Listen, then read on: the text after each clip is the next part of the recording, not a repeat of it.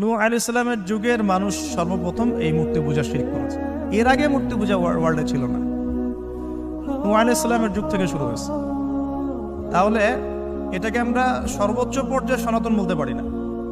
তারও আগে যে সময় চলে গেছে, ওই সময় মানুষ তাওহীদপন্থী ছিল। আদম আলাইহিস সালামের যুগে তখন মানুষ এই কাজ করতো না। শুরুটা কেমন করে হলো? ভালো উদ্দেশ্যে শুরু হয়েছিল, ভালো মনে করে। কেমন? যে মানুষ এরকম চিন্তা করে নিয়েছিল যে এই মানুষগুলো লাত, উজ্জা, হুবল, ইয়াগুথ, ইয়াউক, নাসর, ইয়াগুথ, ইয়াউক, নাসর, এই ভালো মানুষগুলো আল্লাহর খুব নেককার বান্দা ছিলেন। তাদের স্ট্যাচু তৈরি করা যায়, তৈরি করলে কি হবে? এগুলোকে দেখলে আমাদের আগ্রহ জন্মাবে ইবাদত করার ব্যাপারে। এটা ছিল ওদের থটস। শয়তান এভাবেই তাদেরকে ইনফ্লুয়েন্স করেছিল, আর তারা তাই করলো। এই জেনারেশনটা যখন মারা গেল, পরের জেনারেশন যখন আসলো, তখন শয়তান ওদেরকে বোঝালো, ধরেন 100-200 বছর পরে বোঝালো যে ওরা খুব ভালো মানুষ ছিল, ওদের মূর্তিকে মসজিদের বাইরে না রেখে ভিতরে ঢুকিয়ে ফেলো। তাদেরকে সিজদা করতে হবে না, ভিতরে ঢুকিয়ে ফেলো, ইবাদতে মনোযোগ আসবে। পরের জেনারেশন এই কাজটাই করলো। থার্ড জেনারেশনকে শয়তান বোঝালো যে সরাসরি ওদের কাছে চাইলেই হবে, তারা আল্লাহ পাকের অনেক কি আনুগত্য প্রাপ্ত, নৈকট্য প্রাপ্ত বান্দা। সরাসরি তাদের কাছে চাইলেই হবে। আল্লাহর কাছে চাওয়া, এখানে চাওয়া একই কথা। ওখানে সেজদা করা, এখানে সেজদা করা একই কথা। এখান থেকে শুরু হলো সরাসরি স্ট্যাচু ওয়ার্শিপ। সরাসরি স্ট্যাচু ওয়ার্শিপিং এখান থেকে শুরু হয়েছে। তো আমরা আমাদের হিন্দু ভাই বোন যারা আছেন, আমাদের আশপাশে অমুসলিম ভাই বোন, তাদের প্রতি সম্মান রেখেই এই হিস্ট্রিগুলো পড়তে বলবো আর কি, এবং যুক্তি দর্শনগুলো খুঁজতে বলবো। আসলে কি তারা শুনতে পায়? আসলে কি সে আমার কোনো উপকার করতে পারে? আসলে কি সে আমার কোনো ক্ষতি করতে পারে? আসলে কি সে সৃষ্টিকর্তার প্রতিমূর্তি হতে পারে কিনা? তো আমরা এটা আহ্বান জানাবো, আমরা কারো ধর্মীয় অনুভূতিতে আঘাত করব না। ইসলাম আমাদেরকে এটা শিখায় না। ইসলাম এটা শিখায় যে মানুষকে হিকমার সাথে, প্রজ্ঞার সাথে দাওয়াত দেয়া, যাতে করে তারা জাহান্নামের রাস্তা থেকে ফিরে আসতে পারে। তো ইব্রাহিম আলাইহিস সালাম সমাজের মানুষকে দাওয়াত দেন। কিভাবে দেন? কোরআনে এভাবে ভাষা আসছে। সূরাগুলোর নাম বলে দিই, আপনারা একটু চেক করে নিয়েন। সূরা আম্বিয়ার মধ্যে আসছে, সূরা সফফাতের মধ্যে আসছে, সূরা আনআমের মধ্যে আসছে। তো তিনি দাওয়াত দেন এভাবে যে ওয়াইদ ক্বালা ইব্রাহিম, যখন ইব্রাহিম বললেন লিআবিহি ওয়া কওমিহি, তার বাবাকে এবং তার কওমকে বললেন, মা হাযিহি তামাসিলুল্লাতী আনতুম লাহা আকিফুন, তোমরা এসব কি মূর্তির উপাসনা করো, এদের চারপাশে ঘুরতে থাকো, কি সব করো? তো তারা বলে যে নাহনু বাল ওয়াজাদনা আবানা কাযালিকা ইয়াফআলুন, আমরা আমাদের বাপ দাদাদেরকে দেখেছি এইভাবেই করতে। তাদের রেফারেন্স কিন্তু এটাই ছিল। কোনো দালিলিক জ্ঞানতাত্ত্বিক যুক্তি বিজ্ঞান দর্শন এখানে নাই। দর্শন এখানে কি ফিলোসফিটা কি? বাপ দাদাদেরকে দেখেছি করছে। এটা দিয়ে আবার অনেক সময় বাংলাদেশে আবার একটা ট্রেন্ড চালু করা হয়েছে যে তোমরা দীর্ঘদিন 1200 বছর থেকে যে ইসলামটা ফলো করে আসছো ওটা ভুয়া, আমরা যেটা নতুন মডারেশন দিচ্ছি এটাই সঠিক। এই দলিল সেম না। এখানে অমুসলিমদেরকে দাওয়াত দেওয়া হচ্ছে। অমুসলিমরা বলছে যে আমরা বাপদাদাদেরকে দেখেছি যে তারা এইভাবেই মূর্তি পূজা করতো, আমরা তাই করি। এটার সাথে কি হানাফি মাযহাবকে মিলাবেন আপনি? হ্যাঁ, হানাফি মাযহাব বাপদাদা থেকে চলে আসে, ভুয়া, নতুন যেটা দিচ্ছি এটাই সঠিক। আস্তাগফিরুল্লাহ। তো আমরা হাত চেঞ্জ করাটাকে এখন মনে করি হিন্দু থেকে মুসলমান হইলাম মনে হয়। হাত বদল করাটাকে মনে হয় যে হিন্দু থেকে মুসলমান হয়েছি মনে হয়। গভীরে ঢোকেন, ওলামায়ে কেরামদের দার্সে গিয়ে বসে গভীরে ঢুকলে বুঝতে পারবেন যে ইসলামিক স্কুল অফ থট গুলা প্রত্যেকটারই ভিত্তি আছে। এগুলোর গভীর শেকড় আছে, ভিত্তি আছে। আল্লাহ, রাসূল এবং রাসূলের সাহাবীগণ, এই তিনটাকেই মানতে হবে। আপনি যদি বলেন যে আমি সাহাবীদেরকে মানি না, খালি আল্লাহ এবং রাসূলকে মানি, তাহলে আল্লাহকে রাসূলকে মানতে পারবেন না। সাহাবীদের অনুসরণ না করলে রাসূলকে ফলো করতে পারবেন না। তো ওইটা আজকের ইস্যু না, এটা ফিকহি অনেক ব্যাপার, গভীর ব্যাপার, এটা অন্যদের কথা হবে। এই দলিল আর এই দলিল কিন্তু সেম করা যাবে না। আবার আমরা বাপ দাদা থেকে দেখে আসছি, তোমরা নামাজ এইভাবে পড়ো, এই নামাজ ওই দলিল চলবে না, আমারটা ঠিক, এটা ঠিক না। নামাজ যেটা পড়ে আসে তারা এটা ঠিক আছে। এর প্রত্যেকটা দলিলের মধ্যে অথেন্টিসিটি আছে। এরকম করে সমাজে ফিতনা ছড়ানো ঠিক হবে না, বিভ্রান্তি ছড়ানো ঠিক হবে না। এখন আসলে ইব্রাহিম আলাইহিস সালামকে কি আনসার দিচ্ছেন? আমরা আমাদের পিতা মাতাদেরকে দেখেছি, বাপ দাদাকে দেখেছি এরকম তাওয়াফ করতে, মূর্তির চারপাশে পূজা করতে, নজর দিতে। তো ইব্রাহিম আলাইহিস সালাম বলছেন যে হাল ইয়াসমাউনাকুম, এই মূর্তিগুলো কি তোমাদেরকে শুনতে পারে? ইস্তাদউন, যখন তোমরা একে ডাকো। হাল ইয়ানফাউনাকুম, তোমাদের কোনো উপকার আসতে পারে? আও ইয়াদুররুকুম, তোমাদের কোনো ক্ষতি করতে পারে? তার দলিলগুলো কিন্তু অকাট্য। ইব্রাহিম আলাইহিস সালামের দলিলগুলো কিন্তু এখানে, যুক্তিগুলো কিন্তু অকাট্য। আসলে কি সে শুনতে পারে? আসলে কি সে দেখতে পারে? আসলে কি সে তোমার উপকার করতে পারে? তাদের কিন্তু কিছু বলার নাই এখানে। তারা বলছে বাল ওয়াজাদনা আবানা কাযালিকা ইয়াফআলুন, আমাদের পিতা মাতা বাপ দাদাদেরকে দেখেছি এইভাবেই করতে। ইব্রাহিম আলাইহিস সালাম বলছেন যে ইন্নাকুম আনতুম লাফি দালালিম মুবিন, তোমরা তো সুস্পষ্ট বিভ্রান্তির মধ্যে আছো। তাহলে তো এরকম আরো অনেক আয়াত আছে সূরা সাফফাতের মধ্যেও, ওয়া ইন্না মিন শিআতিহি লা ইব্রাহিম ইয জাআ রাব্বাহু বিকলবিন সালিম ইয ক্বালা লিআবিহি ওয়া কওমিহি মাযা তা'বুদুন, তোমরা কিসের ইবাদত করো? আইফকান আলিহাতান দুনাল্লাহি তুরিদুন, তোমরা কি আল্লাহ সম্পর্কে মিথ্যা মিথ্যা মিথ্যা আরোপ করতে চাচ্ছ? ফামা যান্নুকুম বিরাব্বিল আলামিন, আল্লাহ রাব্বুল আলামিন সম্পর্কে তোমাদের কি ধারণা? এভাবে তিনি তার কওমকে দাওয়াত দিতে লাগলেন। তাদের কওমের দলিল একটাই ছিল, বাপ দাদাদেরকে দেখেছি এভাবে মূর্তি পূজা করতে, তাই করি। সনাতন, এটা ছিল কি সনাতন থটস। অথচ সর্বপ্রথম এটা শুরু হয় কোন নবীর আমল থেকে? নূহ আলাইহিস সালাম। আরো একটা দাওয়াত ইব্রাহিম আলাইহিস সালাম তার কওমকে দিলেন, সেটা কি? এবার এখানে সমাজের মানুষের সাথে ওই সমাজের ধর্ম নেতারাও ছিল। সমাজে কিন্তু কয়েক শ্রেণীর মানুষ থাকে, মানে সামাজিক নেতা, ধর্মনেতা, রাষ্ট্রনেতা। তো রাষ্ট্রনেতার পর্যায়ে এখন ইব্রাহিম আলাইহিস সালাম যান নাই, এখন সমাজ নেতা আর ধর্মনেতা চলছে। এবার ধর্মনেতা আসলো, এসে ধর্মনেতারা তাকে বোঝানোর চেষ্টা করলো যে এই আসমানের তারা, চাঁদ, সূর্য, প্রকৃতি, গাছপালা, এগুলো ইলাহ, এগুলোর ইবাদত করা যায়। এই ঘটনা আল্লাহ রাব্বুল আলামিন সূরা আনআমের মধ্যে বলেছে। তো ইব্রাহিম আলাইহিস সালামকে তারা দেখাচ্ছে, এটা আরবীয় একটা কাব্যিক ভাষায় কোরআনে এসেছে, চমৎকার ভাষায়, যে ফালাম্মা জান্না আলাইহিল লাইল, যখন তার উপর রাত আচ্ছাদিত হলো, রাআ কাওকাবা, তখন ইব্রাহিম আলাইহিস সালাম কি দেখলেন? আকাশে তারা দেখলেন। ঠিক আছে, তারা মূর্তি পূজার এখানেই আছে, ধর্মনেতারাও এখানেই আছে। তো তিনি বলছেন হাযা রব্বি, এটা আমার রব। ফালাম্মা ফালা, যখন তারকাগুলো অস্তমিত হলো, ক্বালা লা উহিব্বুল আফিলিন, আমি তো অস্তমিত যাওয়া জিনিসকে পছন্দ করি না। রব তো অস্তমিত যাবে না, এখানেও যুক্তি লাগবে, তো আমার ফিলোসফি লাগবে, আমার এখানে দর্শন লাগবে, এখানে তো আমাকে মানে প্রজ্ঞা দিয়ে বোঝাতে হবে। এটা তো অস্তমিত হয়ে গেল, এটা তো রব হতে পারে না। ফালাম্মা রাআল কামারা বাযিগান, যখন সে চাঁদকে দেখলো জলজল করছে একদম। এখনকার চাঁদ দেখা আগের চাঁদ দেখা দেখ না, এখন তো আমরা চাঁদের আলোই খুঁজে পাই না, তখনকার চাঁদ তো অন্যরকম। বাযিগান মানে জলজল করছে। তখন তিনি বললেন হাযা রব্বি, এটা আমার রব। তখন ফালাম্মা ফালা, যখন এটাও অস্তমিত হয়ে গেল, তিনি বলছেন লাইল্লাম ইয়াহদিয়ানি রব্বি লাকুনান্না মিনাল কওমিদ দাল্লিন, আল্লাহ যদি আমাকে হেদায়েত না দেন তাহলে আমি এই দল্লিনদের অন্তর্ভুক্ত হয়ে যাব। ইব্রাহিম আলাইহিস সালাম বলছেন ফালাম্মা রাআ শামসা বাযিগাতান, যখন এবার সূর্যকে দেখলেন দিনের বেলা, এটা তো আরো বড়। হাযা রব্বি হাযা আকবার, এটা আমার রব, এটা সবচেয়ে বড়। হাযা আকবার, এটা সবচেয়ে বড়। ফালাম্মা আফালাত, এটা যখন অস্তমিত হয়ে গেল, তখন তিনি বলছেন এই কথাটা যে ইয়া কওমি ইন্নী বারিউম মিম্মা তুশরিকুন, হে আমার কওম, তোমরা যেগুলোকে দিয়ে আল্লাহর সাথে শরীক করছো, এখান থেকে আমি আমার চেহারাকে ফিরিয়ে নিলাম। সুবহানাল্লাহ। তখন তিনি এই কথাটা বলেন ইন্নী ওয়াজ্জাহতু ওয়াজহিয়া লিল্লাযী ফাতারাস সামাওয়াতি ওয়াল আরদা হানিফাও ওয়া মা আনা মিনাল মুশরিকিন, আমি আমার চেহারাকে ফিরিয়ে নিচ্ছি এই আসমান সমূহ এবং জমিনের সৃষ্টিকর্তার দিকে, এবং আমি মুশরিকদের অন্তর্ভুক্ত নই।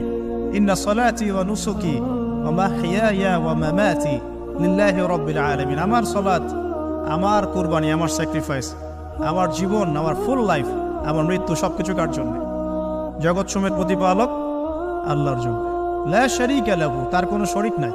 ওয়া বিযালিকা উমিরতু, এই একনিষ্ঠভাবে তার ইবাদত করার জন্যই আমি আদিষ্ট হয়েছি। ওয়া বিযালিকা উমিরতু ওয়া আনা মিনাল মুসলিমিন, এবং আমি মুসলিমদের অন্তর্ভুক্ত। এই শুরু হলো এবার পুরো স্পষ্টভাবে তাওহীদের ঘোষণা দেয়া। তবে ইব্রাহিম আলাইহিস সালামের এক একটা পদক্ষেপ কি যৌক্তিক না? বৈজ্ঞানিক না এবং অকাট্য প্রমাণ আছে না, এগুলোকে কিন্তু ভেদ করতে পারছে না তারা। এবার ইব্রাহিম আলাইহিস সালাম চিন্তা করলেন তারা এবার উচিত শিক্ষা দিতে হবে। তবে আগে বলেন এই যে উচিত শিক্ষাটার কথা বলছে, এটা আবার আপনারা খবরদার ভুলেও কোথাও দিতে যায় না, ঠিক আছে? এটা তো সময় আছে। ইব্রাহিম আলাইহিস সালামের সাথে নবী সাল্লাল্লাহু আলাইহি ওয়াসাল্লামের জীবনের মিলের কথা বলছিলেন। নবী সাল্লাল্লাহু আলাইহি ওয়াসাল্লাম মক্কা বিজয়ের আগে কি কখনো মূর্তির গায়ে হাত দিয়েছেন কিনা বলেন? দিয়েছেন? কারণ মক্কা বিজয় হয়ে গেছে, পুরো স্টেটই আপনার, অথরিটি আপনার, তখন আপনি আপনার অ্যাকশন নিতেই পারেন, সেটা আপনার ব্যাপার, তখন আপনি কি করবেন? মুহাম্মদ সাল্লাল্লাহু আলাইহি ওয়াসাল্লাম কাবা ঘরে ঢুকে তখন মূর্তি ভেঙেছেন এবং বলেছেন ওয়াকুল জাআল হক ওয়া যাকাল বাতিল ইন্নাল বাতিলা কানা যাহুকা, তাই না? ইব্রাহিম আলাইহিস সালাম এবার শিক্ষা দেওয়ার চিন্তা করছেন। তিনি বলছেন যে যখন এরা মেলাতে যাবে, ওই উৎসবে যাবে, তখন আমি এদেরকে দেখে নিব। এটা কুরআন চমৎকারভাবে বলেছে যে إذ قال لأبيه وقومه ماذا تعبدون إفكا آلهة دون الله تريدون فما ظنكم برب العالمين فراغ إلى آلهتهم فقال ألا تأكلون। ইব্রাহিম আলাইহিস সালাম এবার যখন ওরা মেলায় চলে গেছে, তো যাওয়ার আগে আবার ইব্রাহিম আলাইহিস সালাম বলছিলেন যে ইন্নী সাকিম, আমি হচ্ছি অসুস্থ। আমি কি অসুস্থ? নাযারা নাযরাতান ফিন নুজুম। ইব্রাহিম আলাইহিস সালাম রাতের বেলা আকাশের দিকে তাকালেন একবার, তাকিয়ে ওদেরকে বললেন যে ইন্নী সাকিম, আমি অসুস্থ। এটা কৌশল, আমি অসুস্থ, এটা কৌশল। এই কৌশল আমার সব জায়গায় ঘাটাতে যায় না। তো এবার যখন তারা চলে গেল, ফারাগা ইলা আলিহাতিহিম ফাকালা আলা তাকুলুন, এবার তিনি ওই মূর্তি গৃহ যেটা ওদের, ওখানে ঢুকে বলছেন যে আলা তাকুলুন, তোমাদের কি হলো, খাচ্ছ না কেন? কাদেরকে বলছে এই কথা? মূর্তি, খাচ্ছ না কেন? আলা তাকুলুন। ফারাগা ইলা আলিহাতিহিম ফাকালা আলা তাকুলুন মা লাকুম লা তানতিকুন, কি হলো, কথা বলছো না কেন? মা লাকুম লা তানতিকুন, কি হলো, কথা বলছো না কেন? এবার ফারাগা আলাইহিম দরবান বিল ইয়ামিন, এবার ইয়ামিন মানে ডান হাত, ডানাতে যা পেয়েছিলেন আর কি, তা দিয়ে সবগুলোকে ভেঙে চুরমার করে ফেলছে। ব্যাস, এবার ওরা যখন আসলো এসে বলছে যে আনতা ফাআলতা হাযা বিআলিহাতিনা ইয়া ইব্রাহিম, হে ইব্রাহিম তুমি কি আমাদের উপাস্যদের সাথে এই কাজ করেছো? বাল ফাআলাহু কাবীরুহুম হাযা, বরং এই বড়টা এই কাজ করছে। এর মধ্যে সবচেয়ে বড় যেটা আছে এই ব্যাটার কাজ, আমি করি নাই, আমি তো করি নাই। তখন ওরা তো এটা তো হতভম্ব হয়ে গেল, যে সে বলছে যে তুমি তো জানো, তুমি তো খুব ভালো করেই জানো যে তারা কথা বলতে পারে না, নড়াচড়া করতে পারে না, কিছুই করতে পারে না। তখন তিনি বললেন তাহলে তোমরা কেন এমন ইলাহের উপাসনা করো যে কথাও বলতে পারে না, শুনতেও পারে না, দেখতেও পারে না, তোমার উপকারও করতে পারে না, ক্ষতিও করতে পারে না। কিন্তু এবারও কিন্তু যুক্তি নাই, কোনো তাদের কাছে কোনো দলিল নাই, কোনো প্রমাণ নাই, কোনো যুক্তি দর্শন কিচ্ছু নাই। এবার শুরু হলো জুলুম। জালেমের কাজ কি? যুক্তি, জ্ঞান, দর্শন, বিজ্ঞান এগুলো দিয়ে যখন পরাস্ত, এগুলো দিয়ে পারছি না, এবার পেশি শক্তি। এবার কি?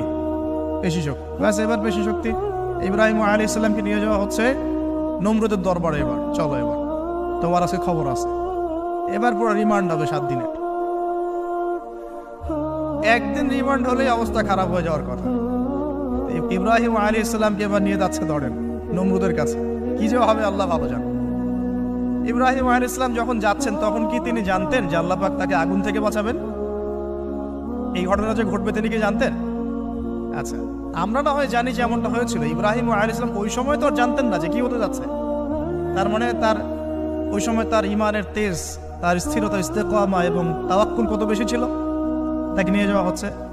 এবারে নমরুদের সামনে দাঁড় করিয়ে নমরুদ এবার একটু মজা নিয়ে জিজ্ঞাসা করলো যে কে তোমার রব? কবরের প্রশ্ন করার মতো, মান রব্বুক, তোমার রব কে? তো ইব্রাহিম আলাইহিস সালাম বলছে রব্বি আল্লাযী ইউহয়ী ওয়া ইউমীত, আমার রব তিনি যিনি জীবন দেন মৃত্যুও দেন।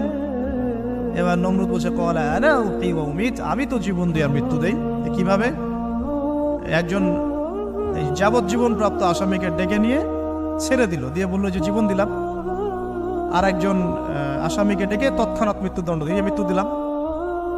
তো ইব্রাহিম দেখলেন আলাইহিস সালাম এ তো মোটা বুদ্ধির মানুষ, কারণ যে যত বড় জালেম হয় তার বুদ্ধি তত মোটা হয়, কিন্তু এটা মাথায় রাখবেন। ফেরাউনের মতো জুলুম মানুষের বুদ্ধি লোপ করে দেয়, আর শিরক মানুষের মধ্যে ভয় সঞ্চার করে। যখন যখন আপনি শিরক করতে থাকবেন মনে খুব ভয় কাজ করবে, এবং মুশরিক বাহিনী কখনো ইসলামের বিজয় লাভ করতে পারে নাই। যে মুসলিম সেনাবাহিনীর মধ্যে শিরক ছিল না, ওরা যুদ্ধের মাঠে পরাজিত হয়ে গেছে। ইতিহাস ঘাটবে, মুসলিম যে সেনাবাহিনীর মধ্যে শিরক ছিল ওই সেনাবাহিনী পরাজিত হয়ে গেছে। আবার অল্প গুটি কয়েক সেনাবাহিনী তারা তাওহীদপন্থী ছিল, তারা জয়লাভ করেছে। ইতিহাস ঘেটে দেখবেন তো জুলুম কি করে বুদ্ধি লোপ পায়। নমরুদের বুদ্ধি লোপ পেয়ে গেল। ইব্রাহিম আলাইহিস সালাম বলছেন রব্বি আল্লাযী ইউহয়ী ওয়া ইউমীত, এ তো এটা বুঝলো না। তাহলে ইন্নাল্লাহা তাআলা ইন্নাল্লাহা ইয়াতি বিশ-শামসি মিনাল মাশরিক ফাতি বিহা মিনাল মাগরিব। ইব্রাহিম আলাইহিস সালাম বলছেন যে আল্লাহ রাব্বুল আলামিন, আমার আল্লাহ, তিনি পূর্ব দিক থেকে সূর্য ওঠান। তো তুমি যদি ইলাহ হয়ে থাকো তাহলে পশ্চিম দিক থেকে উঠাও। এটা আরো বড় অকাট্য দলিল হলো। তার অবস্থাটা আল্লাহ ব্যাখ্যা করছেন এভাবে, আল্লাহ বলছেন ফাবুহিতাল্লাযী কাফার, কাফের একদম হতভম্ব হয়ে গেল। হতভম্ব হয়তো লাভ নাই, বেশি শক্তি আছে আমার। তোমার যুক্তি, বিজ্ঞান, দর্শন, থিওরি তো আমার দরকার নাই। তোমার দিনের জ্ঞানের এলিমেন্ট তোমার দরকার নাই। তোমার ওয়াজ নসিহতের আমার দরকার নাই। আমার কাছে কি আছে? বেশি শক্তি আছে। পিঠা সব সিধা করে ফেলা হয়ে গেল। বাস ইব্রাহিম আলাইহিস সালামের জন্য বলছে ফাররিকুহু ওয়ানসুরু আলিহাতাকুম, একে জ্বালায় দাও, পুরায় দাও, একে জ্বালায় পুরায় দাও, তোমাদের ইলাহদেরকে সাহায্য করো। আল্লাহ পাক অন্য জায়গায় বলছেন যে ফাআরাদু বিহি কাইদান ফাজআলনাহুমুল আসফালিন, তারা ইব্রাহিম আলাইহিস সালামকে একটা বিশেষ বড় একটা কৌশল করল। এই কৌশলটা কি ছিল? তাকে অগ্নিকুণ্ডের মধ্যে ফেলে দেওয়ার একটা চেষ্টা করলো, আগুন জ্বালিয়ে রাখলো। বলা হয় 40 দিন, এগুলো হিস্ট্রি বা তাফসীর মধ্যে আসছে, আমি just Quran text to the point বলছি। তো আগুন দাউ দাউ করে জ্বলতে লাগলো, ওই ব্যাবিলন, ওখানকার সব মানুষ দেখছে বিষয়টা। ইব্রাহিম আলাইহিস সালামকে ফেলে দেওয়া হবে। দেখেন, যখন ফেলে দেওয়া হবে তখন কি ইব্রাহিম জানতেন যে তিনি আগুনে পড়বেন না? তিনি তাহলে প্রস্তুত ছিলেন, তিনি তখন জীবন দেওয়ার জন্য প্রস্তুত ছিলেন। ঠিক আছে, এখন তাকে ফেলে দেওয়া হচ্ছে। ঠিক ওই সময়ে জিবরাইল আলাইহিস সালামের আগমন। সুবহানাল্লাহ। তিনি এসে বলছিলেন যে আমার কাছে কোনো হাজত আছে নাকি আপনার? তখনও ইব্রাহিম আলাইহিস সালাম বলেছেন, আপনার কাছে আমার কোনো হাজত নাই। হাসবি আল্লাহ ওয়া নি'মাল ওয়াকিল, এই যে কথাটা আমরা বলি, হাসবুনাল্লাহ ওয়া নি'মাল ওয়াকিল, হাসবি আল্লাহ ওয়া নি'মাল ওয়াকিল। ইব্রাহিম আলাইহিস সালাম বললেন, আল্লাহ আমার জন্য যথেষ্ট এবং তিনিই আমার উত্তম কর্মবিধায়ক। এরকম মোমেন্টে বান্দা যখন আল্লাহকে এভাবে চাবে, আল্লাহ রাব্বুল আলামিন না এসে পারবেন? তখনই পারবেন ইনশাআল্লাহ। তখন আল্লাহ রাব্বুল আলামিনের আদেশ চলে আসলো, ইয়া নার, হে আগুন, কুনি বারদান ওয়া সালামান আলা ইব্রাহিম, ইব্রাহিমের জন্য ঠান্ডা হয়ে যাও, শীতল ঠান্ডা হও, মানে খুব শীতল না, আবার আরামদায়ক শীতল ঠান্ডা হয়ে যাও। সুবহানাল্লাহ। এভাবে আল্লাহ রাব্বুল আলামিন ইব্রাহিম আলাইহিস সালামকে অগ্নি পরীক্ষা থেকে বাঁচালেন। ওখানে ইব্রাহিম আলাইহিস সালাম থাকলেন, কোনো ক্ষতি হলো না। তিনি পরবর্তী সময় বলেছিলেন, ওই সময়টুকুর মধ্যেই তিনি শান্তিতে ছিলেন। ওই যে বললাম না, অনেকে যে নির্যাতন নিপীড়নের শিকার হয়, তারপরে বলে যে ওই সময়টুকুই ভালো ছিলাম, আল্লাহকে পেয়েছিলাম, তেলাওয়াত বেশি ছিল, তাহাজ্জুদ বেশি ছিল, পরে ফিতনার যুগে চলে আসছি। তো এই হলো অগ্নি পরীক্ষা। এরপরে কমকে দাওয়াত দেওয়ার হলো না, সেখান থেকে চলে যেতে হলো। এই যে অগ্নি পরীক্ষা ইব্রাহিম আলাইহিস সালামকে এখানে দিতে হয়েছে, ওইরকম পরীক্ষা আমাদের নবী সাল্লাল্লাহু আলাইহি ওয়াসাল্লামকে দিতে হয়েছে তায়েফের মাঠে, দিতে হয়েছে বদরের মাঠে, উহুদের মাঠে। এখানে আল্লাহ পাক ফেরেশতা নামিয়ে দিয়েছেন সাহায্যের জন্য। বদরের মাঠে দেখেন, উহুদের মাঠে আল্লাহ পাক ফেরেশতা নামিয়েছেন সাহায্যের জন্য।